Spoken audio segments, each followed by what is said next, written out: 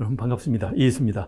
자, 이 강의는 지난 6월 5일에 실시된 21학년도 교육학 개론 강의입니다. 자, 전반적으로 보면 뭐 그렇게 우리가 항상 이제 강의하던 그 내용들이 이제 충실히 출제가 됐으니까 내용을 한번 이제 분석을 잠깐 좀 해보면 20문제 중에서 우리 뭐 6개 영역으로 출제가 된다고 하는 것은 우리 잘 아는 거니까, 다만 이제 특징적이라고 보면, 물론 이제 문항의 전체적인 난이도로 보면 4월 달에 실시됐던 국가직보다는 약간 이제 난이도가 항상 이제 높죠. 어쨌든 국가직보다는 지방직의 난이도가 뭐 한 2단계 정도 이렇게 높다고 이렇게 볼 수 있는데, 마찬가지입니다. 올해도 마찬가지고, 뭐 특별하게 문제가 될 수 있는 것은 이제 한두 개는 아마 여러분들이 문제를 푸는데 약간 곤란을 느꼈을 정도. 뭐 기대 문제라든지 기대 이론이라든지 또 뭐 실조론 뭐 이런 것들은 약간 이제 문제가 될 수가 있었습니다. 그러니까 약간 이제 난이도가 있었다 이런 얘기입니다.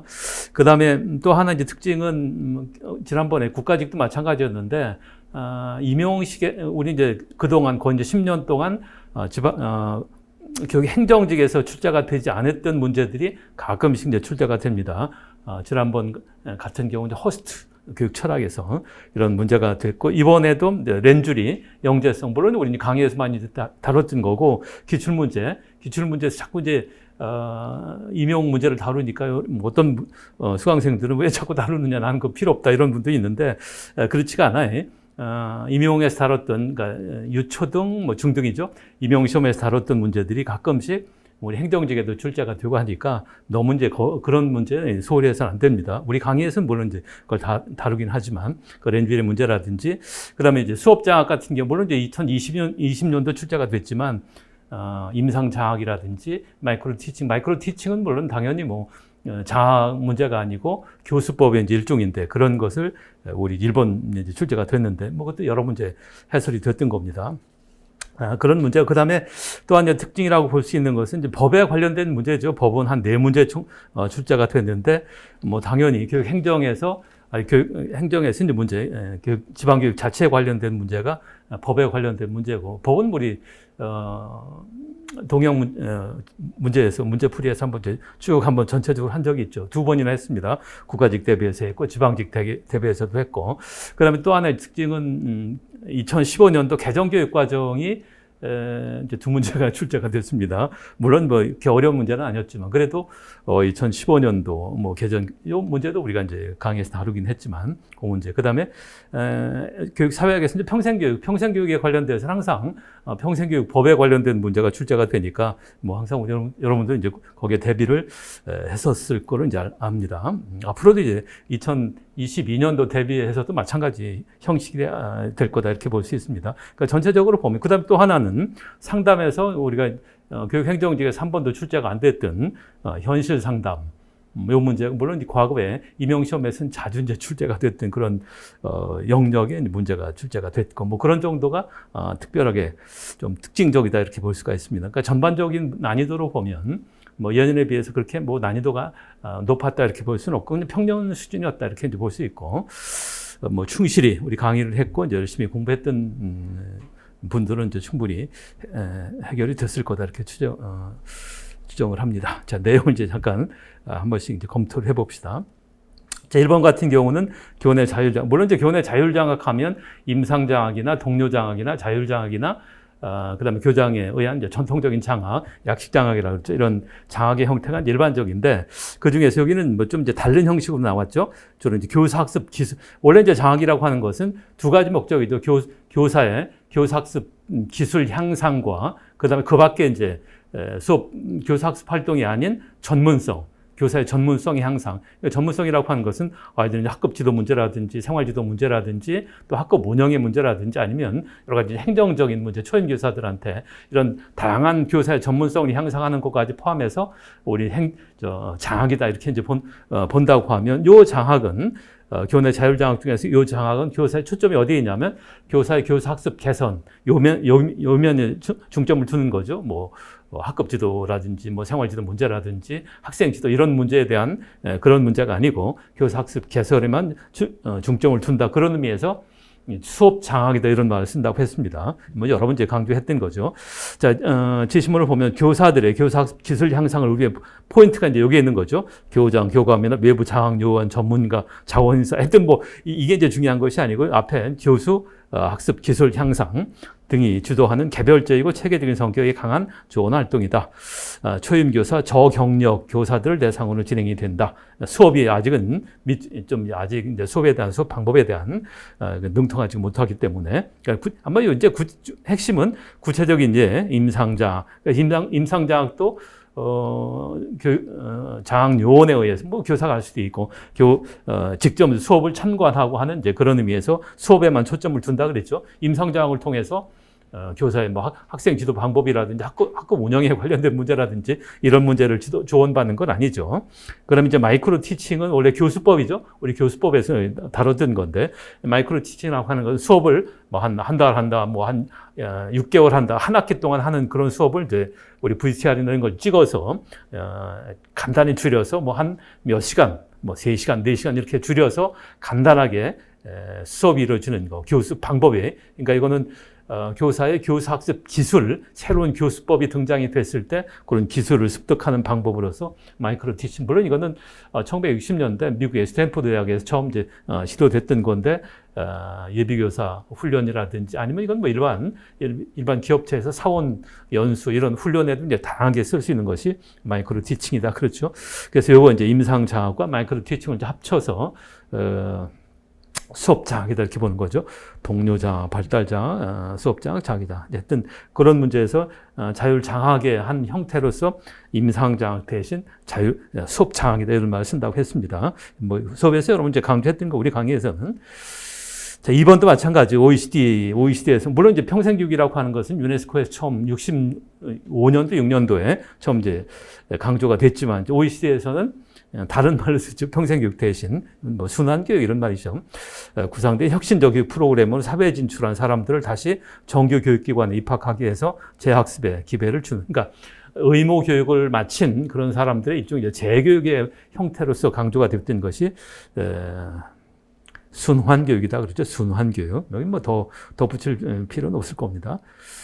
자, 그다음에 가나에 들어갈 단어를 바르게 나열하는 것은 이건 사회화에 관련된 문제, 교육 사회학에서 뭐 사회화를 이제 주장하는 사람들은 주로 이제 기능론자들이고 기능론자들 중에서 특히 대표적인 사람들 뉴르갱, 그다음에 파슨스, 그다음에 이제 드리븐 이런 사람들이 대표적인 사회화를 이제 강조를 했고, 그러니까 기능론자들은 거의 학교 교육의 기능을 이제 사회화로 보는 거죠. 사회인이 되는 과정, 그 사회가 필요로 하는 여러 가지, 그러니까 비사회적인 존재로 태어나지 인간은 비사회적인 존재로 태어나는데 이 비사회적인 존재를 사회적인 존재로 만들기 위해서는 그 사회가 가지고 있는 여러 가지 가치, 태도, 품성. 뭐 그런 생활 양식 이런 것들을 전체적으로 다음 세대에게 전달하는 일, 전달을 받음으로써 개인이 한 사회적인 존재가 돼가는 과정을 이제 사회화다. 그러니까 거의 뭐 이 사회화는 이제 문화화 이렇게 이름 붙이는 사람도 있습니다. 그 사회가 가지고 있는 문화를 전달받는, 그러니까 지금 말했던 생활 태도라든지 무슨 가치, 지식 이런 것들이야말로 전반적으로 보면 우리가 문화라고 그러죠. 그래서 우리 어떤 사람들은 이 사회화를 이제 문화화 이렇게 쓰기도 합니다. 그래서 이 사회 과정을 대표하는 사람이 이제 뉴르갱. 그러니까 뉴르갱은 두 가지로 그러니까 보편적이다라고 하는 것은 그건 이제 공통적이다 그런 얘기죠.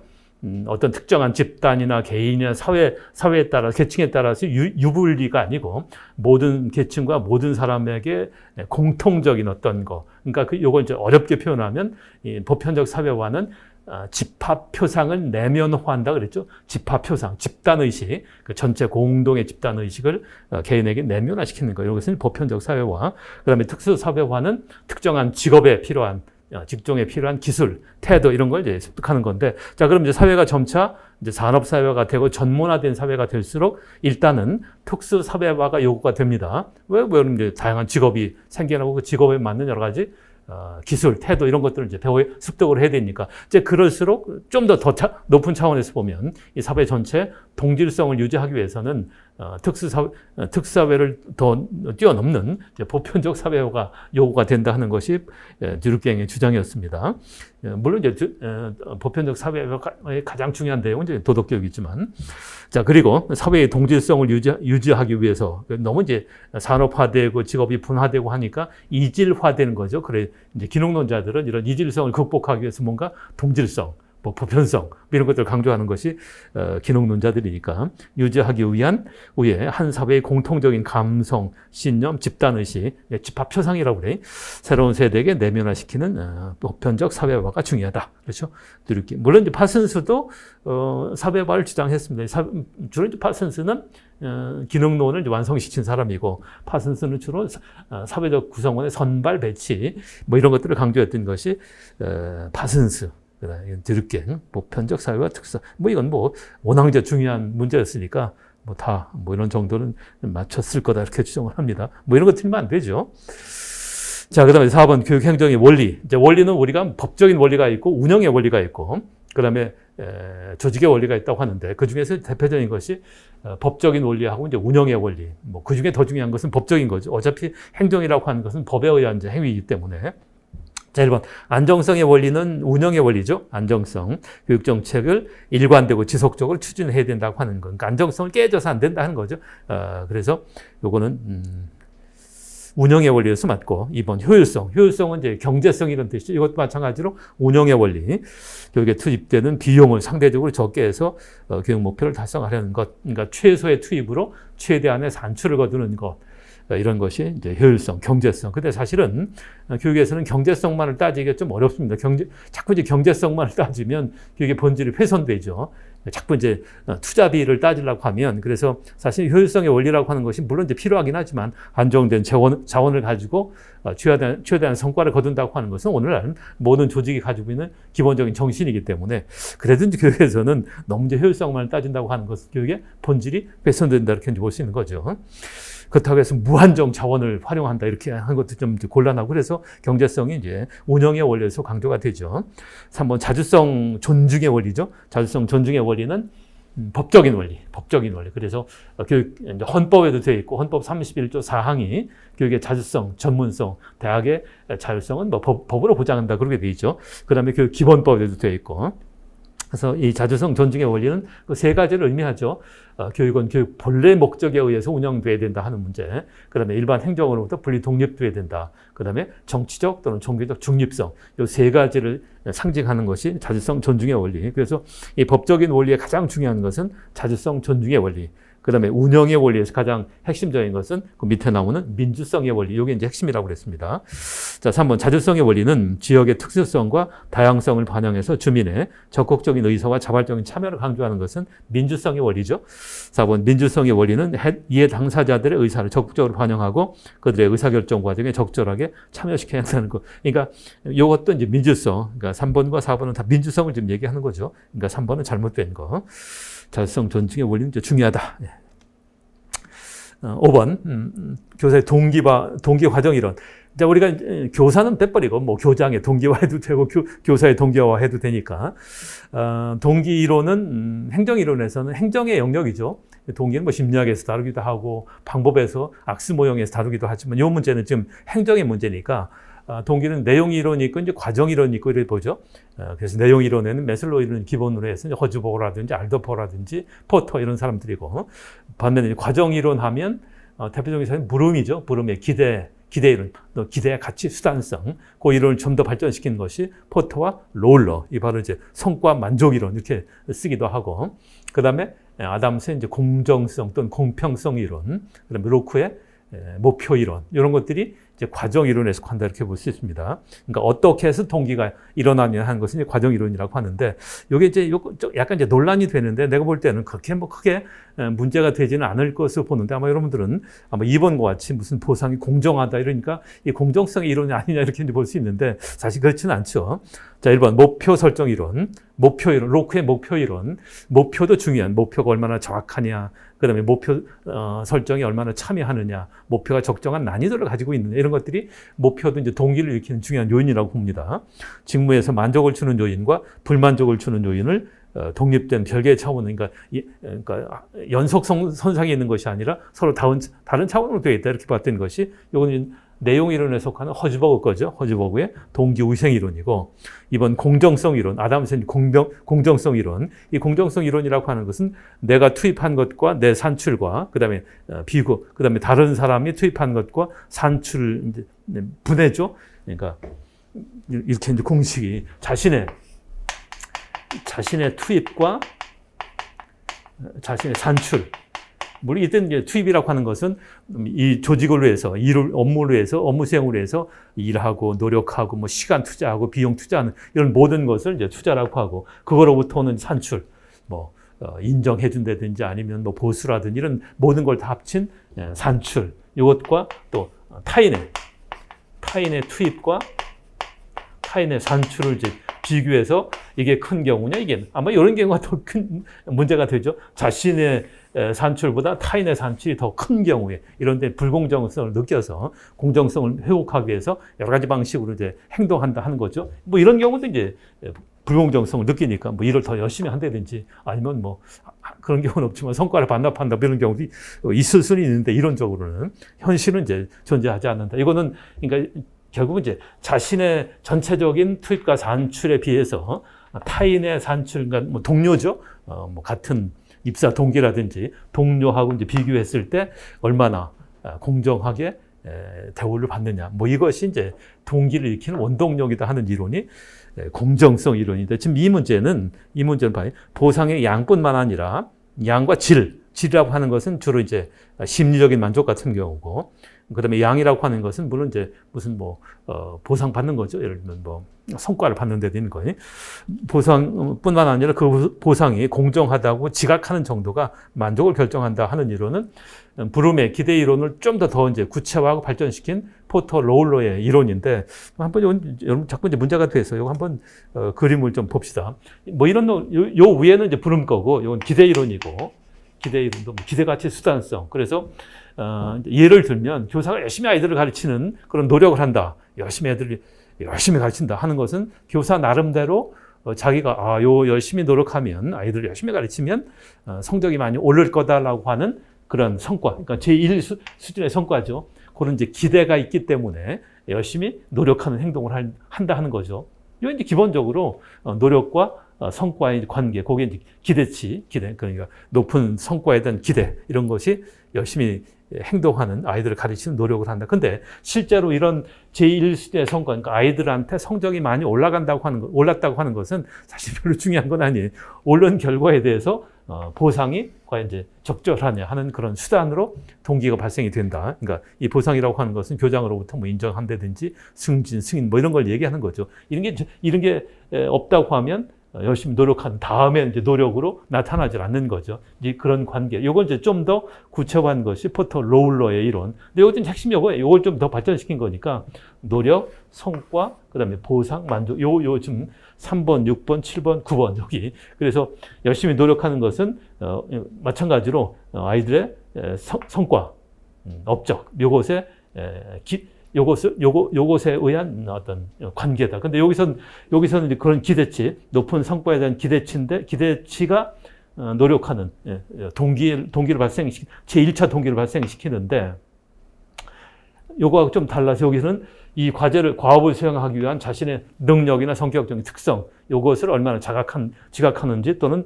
자기의 이 과업을 수행하기 위한 역할을 충분히 지각하지 못하면 노력이 감소된다 하는 거죠. 그래서 이걸 충분히 지각한 상태에서 이 결과가 나오고 그래서 이건 이제 수단이죠. 수단이고 수단은 여기서는 기대치, 여기서 기대치. 그래서 이 두 가지가 작용하고 중간에. 그래서 그 성과에 대해서 이제 보상도 두 가지. 그러니까 이걸 더 구체화시킨 거니까 내적 보상은 주로 이제 심적인 만족이고 이제 외적 보상은 주로 이제 양적인 문제죠. 뭐 성과급이라든지 이런 거예요. 그래서 이런 보상에 대해서 얼마나 공정하냐 하는 지각이 만족을 야기한다. 그런 만족. 여기 이제 보상에 대한 이것도 만족이죠. 만족이고 이것도 만족인데 그 만족을 일으키는 것은 이 보상에 대한 얼마나 공정한 지각이 만족을 일으키느냐 하는 이런 관계. 그래서 만족을 한 이 보상에 대해서 공정하다라고 만족을 하게 되면 다음번에 다시 보상의 가치를 지각해서 노력하는 그런 행동이 이제 일어난다 해서 노력, 성과, 보상, 만족, 그러니까 이 보상에 대한 얼마나 공정한 지각을 했느냐, 뭐 이런 문제로 좀 더 발전시킨 것이 포터 로울러 건데, 지금 여기서 보면, 이번에 보면 보상의 양뿐만 아니라, 질은 주로 이제 심정 보상이고, 양 그러면 뭐 어떤 성과급 이런 거죠. 그 보상이 공정하다고 지각하는 정도가 동기를 익힌다 하는 관계니까 이건 뭐 크게 문제가 될 수 있는 소지는 없을 겁니다. 3번 기대일은 기대일은 이제 위에 거죠. 부름 거. 동기를 개인의 여러 가지 자발적인 행위 중에서 자신의 선택을 지배하는 과정으로 본다. 그러니까 아이들이 내가 열심히 가르치면 아이들이 성적이 오를 거다라고 하는 그런 기대, 이런 것들이 동기를 익힌다 하는 거죠. 물론 이제 그것만이 아니고 이제 보상이 물론 이제 따라야 되겠지만. 4번 성과 만족 이론, 그 포터 로울러 겁니다. 자신이 투자한 투입 때 결과의 비율을 타인의 것과 비교해서 공정성을 판단한다고 하는 것은 아담스의 공정성 이론 또는 공평성 이론. 그래서 5번의 문제는 정답이 3번인데 2번에 관련돼서 여러분들 여러 가지 논란이 있는 거로 알고 하는데, 사실은 내가 볼 때는 뭐 크게 문제가 될 수 있는 소지는 없을 거다 이렇게 이제 봅니다. 그러니까 포터 로울러의 성과 만족 이론, 또 기대 이론 이래도 됩니다. 부름거를 더 발전시킨 거니까. 자, 그래서 요 책 뭐 혹시 여러분들 뭐 우리 교재를 가지고 있으면 기본 교재 한번 이제 참고를 해주기 바랍니다. 문화실조론도 마찬가지죠. 문화실조론도 1960년대 60년대 중반에 미국에서 발생된 이론인데, 문화실조론을 주장한 사람들은 기능론자들. 그러니까 백인 아이들을 100으로 봤을 때, 문화의 정도를 100으로 봤을 때 흑인 아이들이라든지 라틴 계통의 아이들은 미치지 못한다. 한 50나 60밖에 안 된다.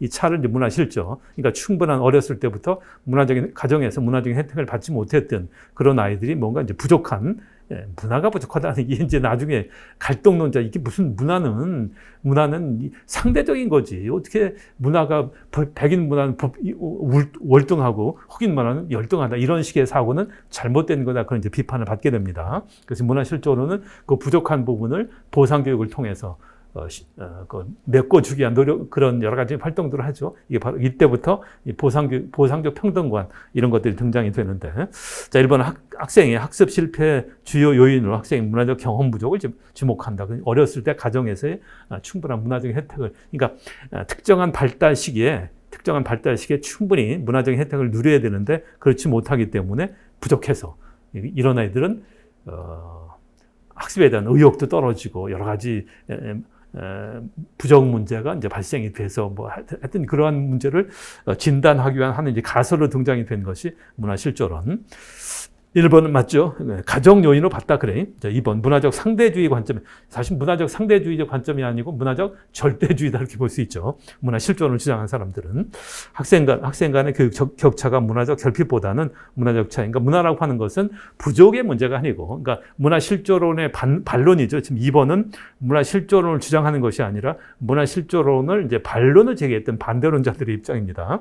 그러니까 문화라고 하는 것은 문화 차이지. 대도시 문화, 시골의 문화, 어느 문화가 더 우수하냐, 열등하냐 이런 말을 할 수가 없죠. 문화라고 하는 것은 하나의 생활 방식이기 때문에 생활 방식이 그 생활 조건을 떠난 곳에서는 그대로 적용될 수가 없죠. 시골의 문화를 대도시에 갖다 놔도 이게 적응이 안 되고, 또 반대로 대도시 문화가 좋고 우수하다고 생각해도 실제로는 그런 문화를 저 농어촌이나 시골에 갖다 놓는다고 해서 그것이 그대로 생활 방식에 적용이 되는 그런 건 아니죠. 그러니까 문화라고 하는 것은 오늘날 이제 상대주의 관점에서 보는 것이 일반적이고, 그런 의미에서 문화실조론도 잘못된 거다 이런 이제 비판을 합니다. 그렇지만 아직까지도 어떤 아이들은 충분한 문화적 혜택을 받지 못하기 때문에 어렸을 때부터 학교 입학 때부터 부족하니까, 결핍되어 있으니까 뭔가 부족을 채워넣자는 그런 식의 보상적 평등관은 아직까지도 유효하고, 우리도 그렇죠.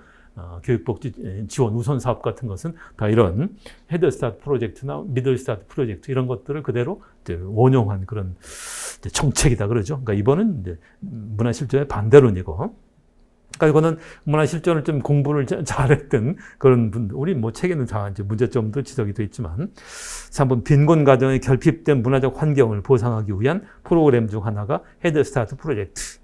또 미들 스타트 프로젝트, 영국에서는 교육 우선지구 선정 이런 것들이 돼 있었죠. 우리는 이제 교육복지 지원 우선 사업이 거기에 해당이 됩니다.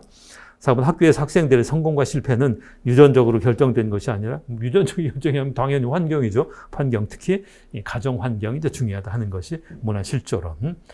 그러니까 6번은 좀 여러 가지 이제 어려움, 문제 푸는데 깊은 공부가 안 돼 있으면 이런 것은 좀 어려움이 있었다 이렇게 볼 수 있습니다. 그러니까 여기 약간 이제 난이도가 있는 그런 문제들이죠. 나머지는 그렇게 큰 문제는 없습니다. 평생교육법상 평생학습 도시에 대한 설명을 옳지 않은 것. 이건 우리 평생교육법에 우리 설명이 되어 있죠. 15조에 충분히 되어 있으니까 그건 참고를 하면 되죠. 자, 평생학습도시의 지정 지원에 필요한 사항은 교육부 장관이 하고 평생학습도시 협의회 구성 및 운영에 관한 사항은 교육부령이 아니고 대통령령으로 한다. 이게 정답이고 평생학습도시 간의 연계 협력 및 정보 교류의 증진을 위해서는 전국 평생 학습도시 협의회를 둘 수 있다 등등. 이건 법의 문제니까 이론적인 설명은 아닙니다. 우리 4월에 국가직에서는 평생교육 사회 관련된 문제가 다뤄졌고 우리 지방직에서는 평생학습도시. 그러니까 결국 이제 앞으로도 마찬가지입니다. 교육 사회학의 영역은 평생교육이 반드시 나오죠. 왜? 지금은 평생교육 시대니까. 따라서 그럼 평생교육에 관련돼서 아주 명료하게 문제를 내기가 좋은 것은 이제 법이니까 평생교육 법과 그 시행령에 관련돼서는 반드시 이제 공부를 해 줘야 됩니다. 앞으로 2022년도 대비해서 공부하시는 분들은 수강생들은 반드시 필요하죠. 물론 이제 우리는 마지막 동영 모의고사에서는 한번 이제 다루는데 그게 좀 늦어요. 그 법에 관련돼서는 항상 얘기하지만 우리 이제 핸드폰에 이제 검색을 해서 그때 전철 타고 가다가 아니면 버스 타고 가다가 아니면 공부하다가 좀 심심할 때 여유가 있을 때 이렇게 핸드폰을 찾아서 대법원 종합법률정보센터 아니면 법제처 종합법률센터 들어가서 평생교육법 치면 쫙 나오니까 그때 이제 봐서 공부하는 것이 이게 이제 이런 습관이 돼야 됩니다. 법이 많이 나오잖아요. 우리 이번 같은 뇌 문제 나왔으니까. 교육 과정령도 법입니다. 영이니까. 자, 그런 의미에서 그렇게 이제 공부를 해 줘야 됩니다. 자, 8번. 우리나라 현행 지방교육 자치제, 이것도 이제 법이죠. 지방교육 자치제도에 관한 법률을 이제 봐야 되는 거니까. 자, 부교육감은 대통령이 임명한다. 그렇죠? 그 다음에 교육감의 임기는 4년이면 2기가 아니고 3기. 3기가 3번 연속할 수 있는 거죠. 일반 다른 지자체 장과 마찬가지로. 그러면 지방교육자치제의 실시는 시, 군구, 기초자치단체를 단위로 하는 것이 아니라 시도죠, 시도. 일반 자치는 기초자치나 광역까지 되지만 교육자치는 기초자치는 아니고 광역자치만 돼 있죠. 시도 단위만. 그러니까 좀 이게 이제 어색하게 되는 거죠. 기초부터 시작해야 되는데 기초자치단체는 안 하고. 자, 그다음에 시도교육청의 교육위원회는 과거 같으면 이렇게 교육감 있고 교육위원회 있고 마치 이제 국회와 같이 대통령 국회 이런 식으로 돼 있었는데 이제 최근에 바뀌어서 교육위원회는 시도의회 안에 한 분과 위원회를 이제 두는 거죠. 시도교육청에 두는 것이 아니라 시도의회, 그러니까 일반 자치입니다. 일반 자치, 그러니까 시도의회죠. 의회 교육 분과 위원회를 두어서 시도의회 의원은 주민들이 직접 선출하지만 교육의원으로 선출하는 건 아니죠. 그래서 맞는 것은 1번. 그러니까 자세한 설명은 우리 해설에 되어 있습니다. 참고하시기 바랍니다. 자, 2015년도 개정교육과정 근거에서 볼 때 가야 들어갈 말, 요거는 성취기준이라는 뜻이죠. 이런 이제 성취기준 운동이 있습니다. 아이들 학교에 보냈으면 반드시 그 정도는 반드시 달성해야 된다. 이런 기준에 따라서 교육과정도 선정하고 교수학습 활동도 하고 평가도 하기 위한 그런 기준. 그래서 이런 성취기준 운동이 있었죠. 우리 교육과정에서 했습니다. 이 성취기준 운동의 근거에서 운영되는 교육과정은 이제 빼고도 교육과정입니다. 빼고도 교육과정은 성취기준 운동. 그러니까 적어도 학교는 그런 책무성이 있다라고 하는 것에 근거를 두어서 우리도 2015년도 개정교육과정 곳곳에 성취기준이라는 말을 이렇게 이제 그 내용에 따라서 이제 교육과정을 편성하고 학생들을 평가하고 하는 것을 그 기준을 이제 정했다 그런 거죠. 그래서 성취기준은 학생들이 교과를 통해 배워야 할 내용과 이를 통해 수업 후 할 수 있거나 할 수 있기를 기대하는 능력을 결합하여 낸 활동의 기준을 의미하며 학생의 특성, 학교 여건 등에 따라 교육 과정 및 교과서 내용을 분석해서 교과 협의를 통해 재구조할 수 있다. 물론 이 내용 그 자체가 법령에 있는 것이 아니라 그 교육 과정 개정 법령에 보면 교사학습 활동을 위한 하나의 기준, 그다음 평가를 위한 하나의 기준, 이런 것들이 성취 기준이라고 하는 그 개념에 따라서 운영이 됩니다. 하여튼 요 성취, 그러니까 이게 이제 앞으로는 또 이런 게 나올 수도 있습니다. 아직은 임용에서는 나왔지만, 아주 우리 이제 교육 행정직에서는 안 나왔는데, 교육과정 설계 모형에서 이 성취 기준 운동의 근거를 둔 교육과정, 이제 빼고도 교육과정이라고 하는, 그래서 이제 역행 설계 교육과정이라고 하는 것이 이제 공부를 좀 해줘야 될 필요가 있는 내용입니다. 그거는 아마 내년에 또 나올 가능성도 있습니다. 왜? 이게 다 그런 개념에 근거해서 교육과정이 지금 현행 운영이 되기 때문에. 자, 10번 개화기에 설립된 우리나라 관립 신식학교, 뭐 근대 학교다라고 하는 것이 아니라 새로운 학교다, 그런 뜻입니다. 근데 사실 내가 볼 때는 뭐 이런 문제 왜 냈는지 모르겠어요. 욕먹으려고 낸 것 같은데, 그렇다고 해서 뭐 잘못된 문제는 아니지만, 동문학 멜렌드로프가 세운 거죠. 근데 사실은 통상아문, 지금 말하는 외교 통상부 안에 세워졌고 정부의 지원으로 세워졌으니까 뭐 관립의 신식 학교다, 신식 영어 학교라기보다는 어학원 정도가 되죠. 뭐 넓은 의미에서 영어 교육을 했으니까. 뭐 그렇지만 3년 만에 없어지고, 그 동문학이 기원이 돼서 유경공원이 최초 이제 근대식 교육기관의 형태를 갖춘 학교가 이제 유경공원이고, 그 전신이 동문학이니까 뭐 관립이다 이렇게 볼 수 있죠. 네, 통상아문 부속으로 이제 세워졌고, 이제 멜렌드로프의 도움을 받아서 세워졌으니까 기억년 맞고, 연모공원 이모군란인가요? 1882년 이모군란 이후에 뭔가 신식 군대 양성이 이제 필요하다 해서 이제 한참 뒤에 1888년도 연모공원, 지금 말하면 신식 군대 양성소, 군대 훈련소, 뭐 그런 의미죠. 뭐 교육기관이다. 사실 이것도 이제 애매하죠. 연모공원 뭐 논란을 하려고 하면 연모공원이 무슨 학교냐. 근데 어쨌든 뭐 군사 훈련을 하는 그런 학교이기 때문에 관립의 신식 학교다 이렇게 이름 붙여도 뭐 논란이 될 수는 없습니다.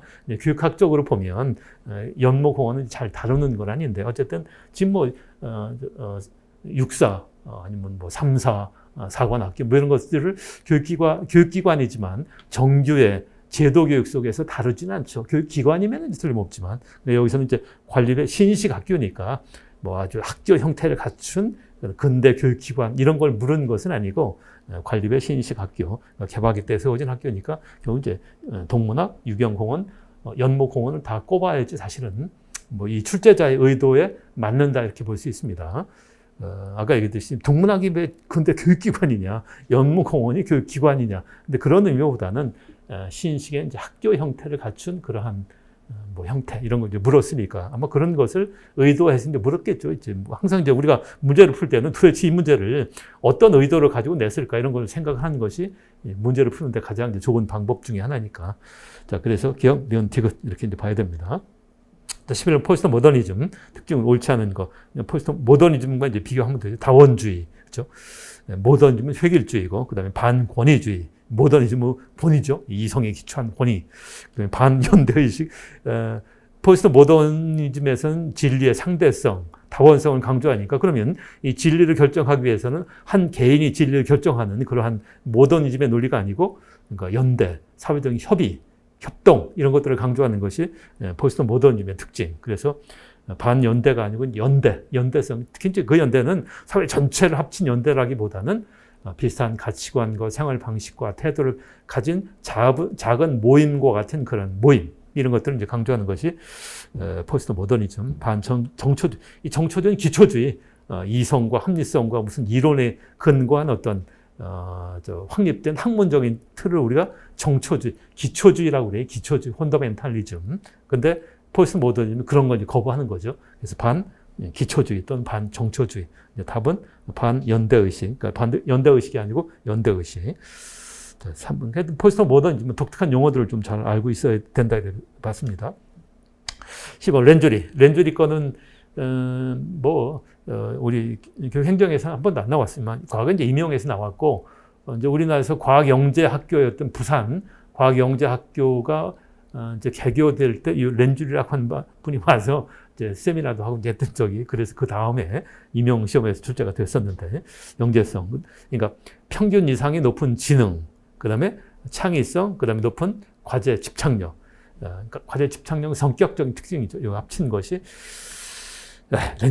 렌줄리도 우리 이제 뭐 기출 문제에서 이제 풀었고 우리 여러 번 이제 강의에서 강조를 한 적이 있습니다. 세 가지 이렇게 하는 거 있어요. 세 가지 이렇게 된 것들이 많이 있었습니다.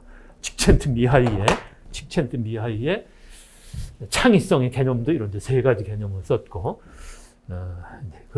렌줄리거 이런 것들이 대표적이죠. 그 다음에 지능 이론에서 스탠버그의 성공 지능도 세 합쳐서 그 가운데를 이제 얘기하는데 이제 그림이 세 가지 있습니다. 우리 교육학에서는 그 중에 렌줄리거 1번이 아니고 13번 강화에 대한 강화하면 이제 행동주의죠. 행동주의 강화. 어떤 행동에 대해서 어떤 자극을 주었을 때 그 자극으로 인해서 행동이 증가되는 원인이 되는 거 이런 것을 강화. 플러스 쪽으로 향하면 정적 강화. 그다음에 싫어하는 거 혐오 자극이죠. 혐오 자극을 통해서 원하는 것을 더 높여준다 하면 이제 부적 강화 이렇게 되는 거죠. 행동의 강도와 빈도를 높이는데 있어서 강화보다 벌이 효과적. 물론 이제 강화 벌인 행동주의 기본 개념이지만 전체적으로 보면 벌보다는 강화가 효과적이다. 그다음에 벌은 일시적이다 그러죠. 일시적이다. 이제 벌은 또 피하려고 하는 거지. 뭔가 어떤 행동을 더 일으키는 이런 원인으로 작용하는 건 아니죠. 그다음에 이 말 자체 잘못됐죠. 행동의 강도와 빈도를 높이는 데는 그럼 높이는 건 일단 강화죠. 근데 나쁜 행동을 감소시키거나 소거시키면 벌이 되고 그래서 이 말 자체도 잘못됐고 또 행동주의자들은 벌보다는 강화가 더 효과적이다 이렇게 말을 씁니다. 자, 1번 선호하지 않는 것을 제거함으로써 행동의 강도와 선호하지 않는 것을 제거한다 하는 것은 혐오 자극을 제거한다 그러죠. 화장실 청소를 면제시켜줘서 공부를 열심히 시키는 그런 거예요. 부적 자극이 되죠. 부적 강화. 그리고 선호하는 것을 제공함으로써 행동의 강도와 빈도를 높일 수 있다. 이게 바로 이제 정적 강화가 되고 그래서 맞는 것은 니은과 디귿. 행동주의는 이제 강화가 중요하죠. 강화 문제. 하여튼 강화는 정적 강화, 부적 강화, 그다음에 1차 강화, 2차 강화, 그다음에 강화 여러 가지 스케줄. 이 세 가지를 공부해 줘야 됩니다. 자, 14번 학습 이론에 대한 설명을 옳지 않은 거. 형태주의 심리학, 게스탈트 심리학이죠. 따르면 학습은 계속적인 시행착오로 결과를 보는 것은 손다이크의 행동주의고. 그러니까 1번 벌써 잘못됐나? 2번 사회인지 이론에 따르면 사회인지 학습 이론 또는 사회학습 이론, 개인 행동 환경의 상호작용에 의해서 학습이 이루어진다. 그래서 사회 속에서 또 환경 속에서 다른 사람의 행동을 내가 보고 거기에 따라서 관찰하거나 모방을 통해서 행동이 이루어진다. 그런 의미에서 개인 행동 환경의 상호작용을 얘기합니다. 3번 행동주의 학습 이론에 따르면 학습의 근본적인 원리는 자극과 반응의 연합이다. 연합 혹은 이제 결합이라고 그러죠. 그래서 연합설, 결합설 이런 많습니다. 4번 정보 처리 이론에 따르면 정보 저장소는 감각기억, 작업기억, 장기기억의 세 가지로 나눈다. 작업기억, 그렇죠. 작업기억이라고 하기도 이제 단기기억이라고 하기도 하고. 작업기억과 단기기억은 같은 역할을 한다. 같이 붙어 있다고 그래. 잘못된 것은 1번. 그러니까 여러분들이 이제 학습 이론도 공부를 해줘야죠. 행동주의 학습 이론, 그 다음에 인지주의 학습 이론, 인지주의에서 형태 심리학에 기초한 학습 이론, 그 다음에 정보처리 이론, 이런 것들이 쭉 이제 정리가 돼야 됩니다. 15번, 다음 설명에 해당되는 학습 이론은 뭐냐. 전문가와 초심자 간의 특정한 관계 속에서, 그러니까 초보자가 전문가로부터 도움을 받아서 새로운 지식이나 기능을 습득하고 그런 과정이 모델링, 코칭, 스캐폴딩, 그 다음에 명료화, 반성, 탐색이라고 하는 이런 과정. 이러면 이제 인지적 도자 학습이 있고, 그러니까 두 가지를 꼭 여러분들 공부를 해야 됩니다. 구성주의 학습 이론에서는 인지적 도자 학습 이론하고 PBL, 문제중심학, 이 두 가지는 좀 비교가 되죠. 구성주의 학습이긴 하지만. 여기서 이제 상황 학습, 문제 기반 학습, 인적 융통성, 인적 도자. 그러니까 다 지금 여기서는 구성주의 학습의 모형들을 얘기하고 있습니다. 그 중에서 인지적 도자 학습.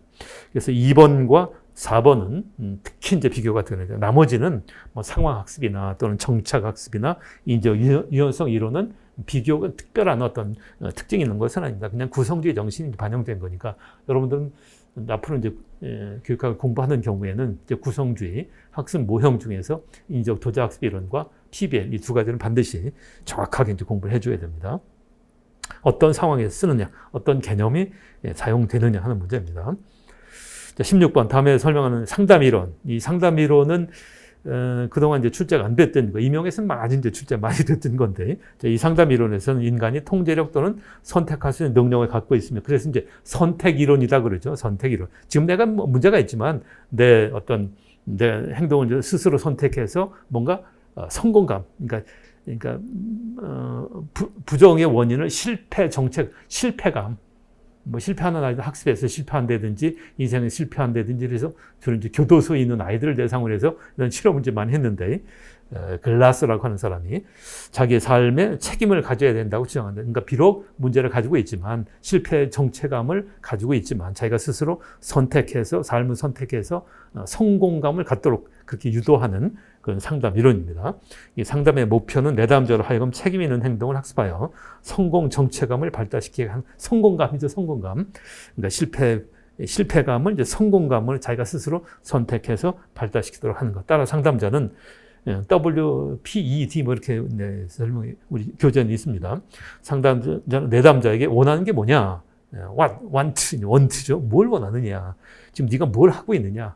뭘 할 수 있느냐? 어떻게 판단하느냐? 그리고 나서 이제 계획을 세우는 그런 이제 과정들이 있습니다. 세우고자 유도함으로써 내담자가 변명이나 구실을 찾지 못하게 하고 자신의 감정이나 행동에 책임을 지도록 도와준다. 그래서 선택이론, 책임이론에서 글라스의 현실 요법 또는 현실 상담 또는 현실 치료 이런 말 씁니다.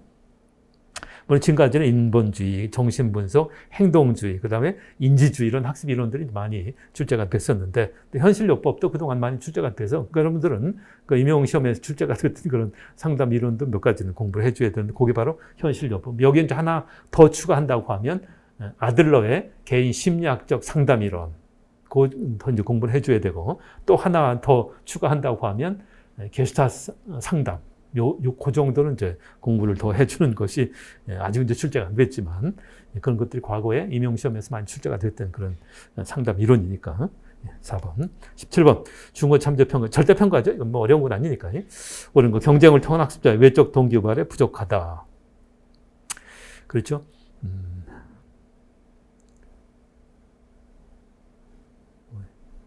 옳은 것만 옳게 구는 거네. 탐구정신, 함양, 지적인 성취, 동기, 자극 등을 장점으로 들 수 있다. 고동정신 능력의 함양보다는 암기의지 학습을 유도할 가능성이 있는 것은 기준 참조평가. 리얼 일정 점수 이상을 획득한 대상자에게 자격증을 부여할 때가 좀 우리 특히 이제 의사 면허 시험 아니면 운전 면허 시험 이런 것들이 다 절대 평가에 이제 해당되죠. 기억, 리얼. 예. 18번 개정교육과정 총론에 제시된 핵심 역량이 6가지 되어 있죠.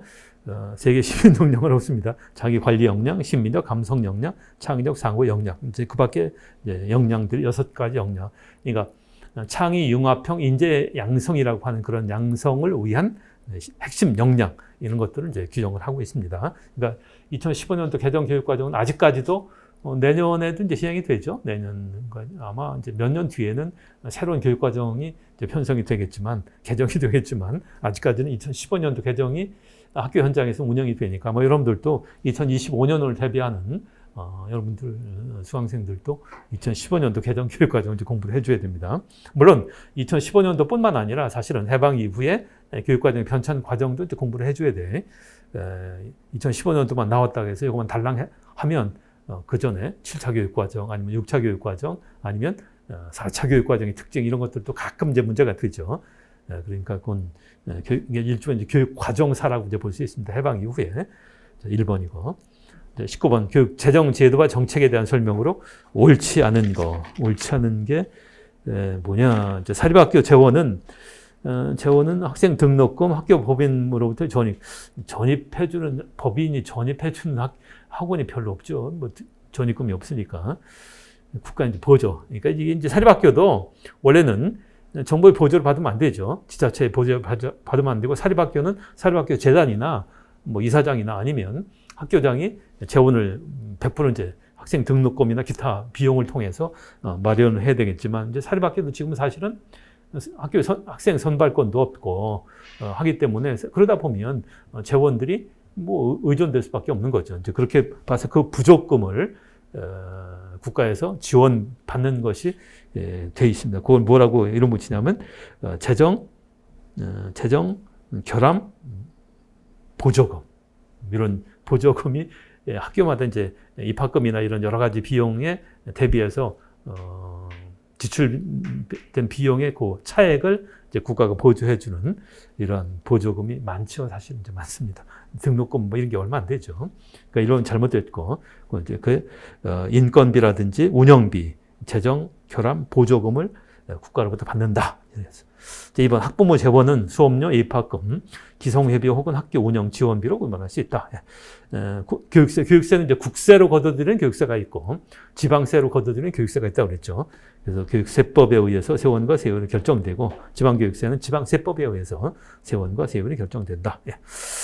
맞고 4번 중앙정부가 부담하는 지방교육 재정 교부금 재원은 교육세 세입 중 일부와 내국세 일정 비율, 그래서 20.78%인가요? 8% 매년 좀 이제 바뀌죠. 내국세 총액에, 그러니까 당해연도 내국세 총액의 일정 프로, 20%에서 21% 그 사이 일정 비율을 해당하는 금액으로 구성된다. 지방교육 재정 교부금, 보통 교부금이 있고 특별 교부금이 있고. 자, 그래서 19번은 1번. 하여튼 뭐뭐로만 구성된다. 이런 뭐뭐만 이런 말이 나오면 되게 이제 오답인 경우가 많습니다. 오답을 만들려고 하다 보니까 그렇게 이제 아주 의도적으로 뭐뭐만 필요하다, 뭐뭐만 한다. 이런 말은 거의 대부분 오답이다 이렇게 볼 수 있습니다. 자, 마지막 20번.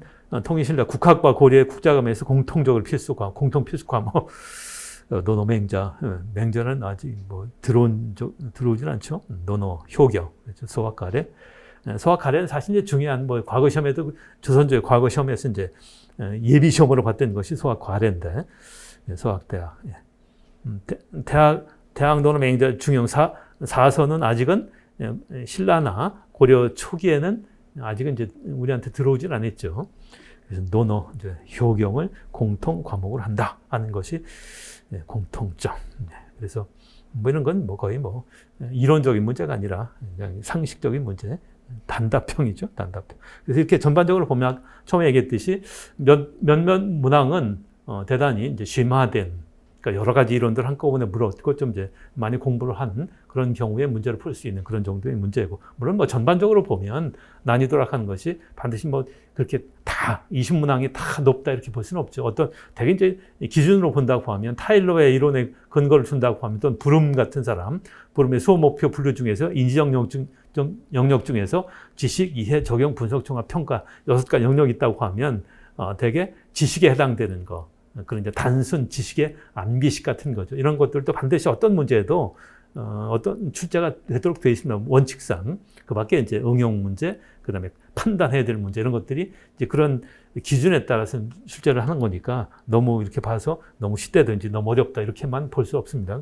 그러니까 이제 중요한 것은 앞으로 이제 공부할 여러분들은 남이 맞는 단답식의 문제는 이제 다 맞춰야 되고, 그 밖에 이제 난이도가 있는 중간중간에 뭐 다 20점 맞출 수가 없으니까 중간중간에 난이도가 높은 문제가 최근에 이제 출제가 됩니다. 뭐 2문제 내지 한 3문제 정도. 이제 그런 것을 얼마나 맞추느냐 하는 것이 성패를 좌우하는 중요한 하나의 기준이 되니까, 그렇게 교육학도 좀 이제는 앞으로는 이제 필수 과목이 되니까 심화된, 적어도 심화 과정에서 다뤘던 정도의 문제, 그 다음에 과거에 이제 7급 정도에서 다뤘던 문제 정도 이제 수준이 될 겁니다. 다 전체는 아니지만 일부 문제에서는. 그 다음에 또 하나는 아까 얘기했듯이 과거 이제 임용시험, 지금 뭐 논술로 바뀌었으니까 선당은 아니지만 교사 임용시험에서 봤던 정도의 그런 수준 또는 그런 영역. 그러니까 그때 이제 출제가 됐는데 교육 공무원 시험에 아직 출제가 안 됐다. 근데 그 이론은 중요한 이론이다. 이런 것들은 뽑아서 이제 공부를 하는데, 여러분들은 뭐